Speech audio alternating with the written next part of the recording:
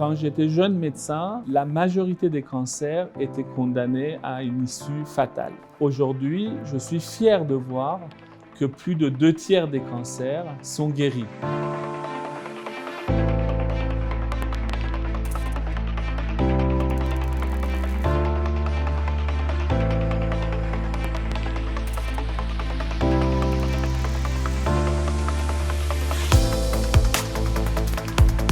L'axe principal du comité cancer de la Fondation de France, c'est d'identifier des projets de jeunes chercheurs qui cherchent à lever les mécanismes de résistance au traitement, puisque nous pensons qu'il s'agit là d'un enjeu majeur de la recherche. On a des traitements qui fonctionnent très bien sur certains patients, alors que d'autres ont développé des mécanismes de résistance qui sont essentiellement d'ordre génétique. Les espoirs sont multiples. D'une part, la découverte et l'identification de nouvelles drogues qui ciblent les gènes qui sont à l'origine de la résistance au traitement, ce qu'on appelle la thérapie ciblée.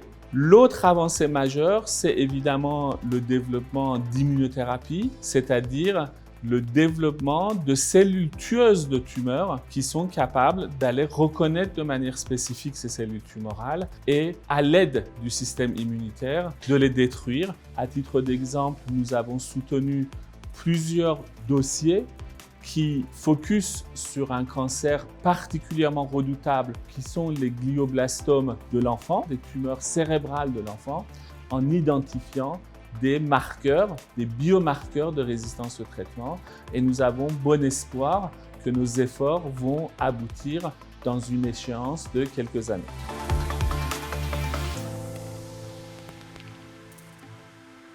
Évidemment, la crise Covid a également impacté le monde des chercheurs, qui se traduit par une perte de temps de 6 à 12 mois.